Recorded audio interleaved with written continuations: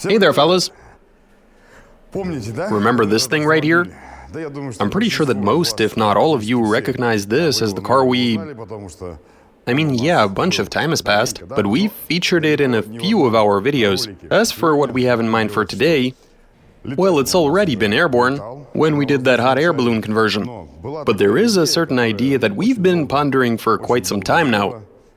Specifically attaching a propeller and getting an airstream propulsion system going.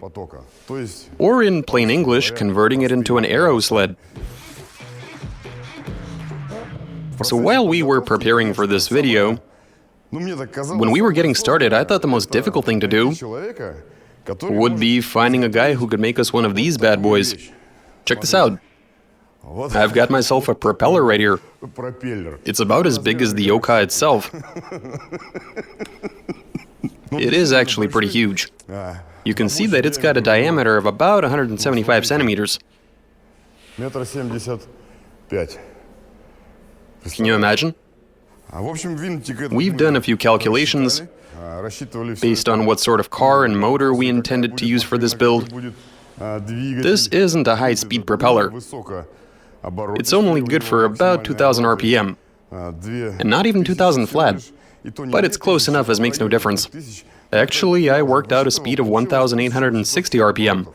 That's the supposed maximum rotational speed. So yeah, 1,860 revs at full blast, that should give us about 180 kilos worth of thrust. But that's not something you can easily wrap your head around. I mean, what does that even mean? I can tell you this, if you've got enough air in the tires, this Oka is very easy to push around using one hand. If you attach a rope, the car will most certainly start moving once you apply 25 to 30 kilos worth of force. Meanwhile, this propeller generates 180 kilos. That should be more than enough, I reckon. Okay, so now there's the matter of putting all of this together. We'll need a shaft, some sort of differential. The propeller, of course, is going to be belt-driven, so that differential is going to be based on a set of pulleys, one of them small and the other somewhat larger. So basically, we'll be running a reduction gear. As for the motor itself, this right here is what we'll be using. We borrowed it from a classic Lada. It's a 1.6 liter. It should give us all the power we need. So when we were making this propeller, when we were speccing it, the guy who made it said that it's compatible with a motor putting out anything up to 110 horsepower, meaning that one will definitely work. Now, in order to make a working aerosled, we'll need to install the motor, of course, mount the propeller, get everything hooked up. After that, we fire it up and go. Sounds simple enough. The first issue we need to address is how to mount this propeller. We're gonna need a shaft, some ball bearings, and some casing for the ball bearing assembly. Right, let's get to work. Oka aerosled conversion. New build by Garage54. Translation and voiceover by BMI Russian.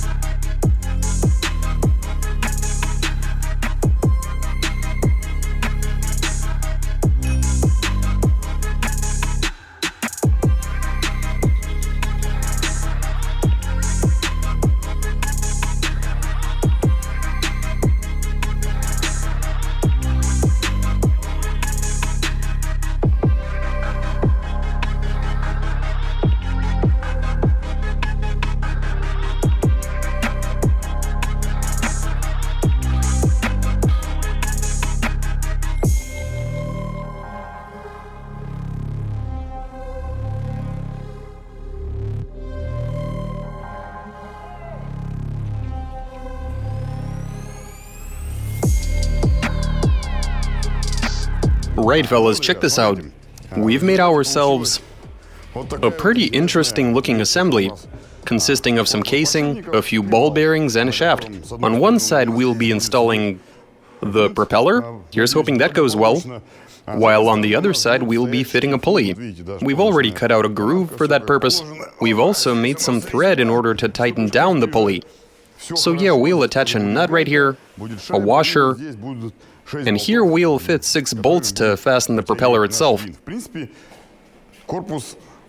We've pretty much assembled the unit, but it's not finished quite yet.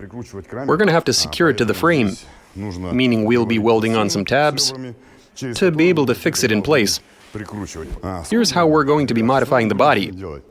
We don't need this aerosled to be huge, so even if we are able to fit 2 people in there, that should be more than enough. We'll obviously need to find some space for the motor. I'd say that this car is the perfect foundation for this build. We did, of course, cut out a piece of the roof a while back. Perhaps calling that cutout a sunroof would be more appropriate. You might remember that this is where we mounted those burners for the hot air balloon. Anyway, this isn't going to be an issue. We just have to turn this thing into a mini pickup truck. We'll hack it up right here, remove the third door. We'll end up with an open sort of cargo space, which is where we'll place the engine. We'll be welding a cage. Right, let's do some hacking and figure out where to go next.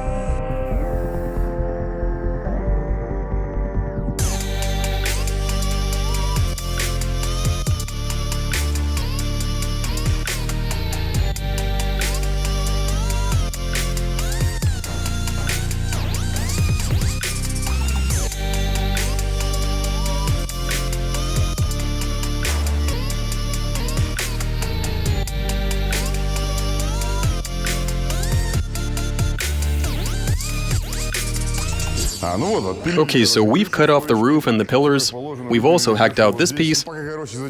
Anyway, so while we were at it, an idea occurred to us. I mean, if we're going to make everything out of plastic anyway, to get a sort of panorama setup going, we might as well do the same thing with the roof. So yeah, we're going to be making a panoramic roof, or better visibility. Right now we're about to test fit the engine, figure out the clearances, see where we have enough space and where we don't, and just go from there. The engine is going to be facing that way. As for the pulley, we'll be placing it right here, right onto the flywheel. I mean, we are still gonna need a flywheel in order for the starter motor to function. Then again, we can always just spin the propeller, am I right? We should definitely give that a try.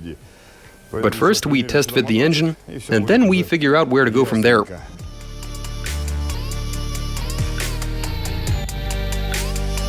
Okay, fellas, here's what we're looking at. You've already decided to give me the propeller. Aw man, come on, we don't even have an axis yet for mounting the damn thing. I just had to show them where I had that propeller stored. Anyway guys, here's what's up. The engine is going to sit right here. This isn't even a rough placement. I don't think we'll be bringing it forward or backwards. The propeller will be offset by the length of the shaft. I'd say there's about 300 mil between the pulley and the snout for that propeller, if not even more. Let me just go fetch it. Alright, here we are. You can see how long it is. That's how far the propeller will be spaced away from the body. And that's cool. And this is basically what the finished vehicle is going to look like. But there's still a lot for us to do. Hopefully we can get the thing up to decent speed on wheels. I mean, once we get it moving on wheels and get all of the testing out of the way, make sure we have enough thrust, some decent stability, Then again, when we convert it to skis, we can always add a bit more stability by simply widening the track. As soon as we put it on skis, I'd really like to... It's been a dream of mine for 30 years now. Driving an aerosled on snow, across a field, somewhere in the forest, to some place you'll never be able to get to on foot or by car, unless you're a hunter, of course. Anyway, guys, go ahead and leave some comments. We're going to be going through them, so yeah, if you have any ideas or thoughts you'd like to share on how to improve the concept, perhaps somebody out there has done this before. Take the engine, for example. Maybe we should place it higher or lower, maybe space the propeller a bit further. After all, this is our first attempt at doing something like this, so... Anyway, I promise you that in part 2, this car will at least be able to move around a bit inside our shed. Using that propeller, of course. Anyway, I'm really looking forward to your comments, fellas. But in the meantime, let's wrap this one up. Watch us, subscribe, send in those comments and suggestions. Give us a big thumbs up. Okay, catch you later.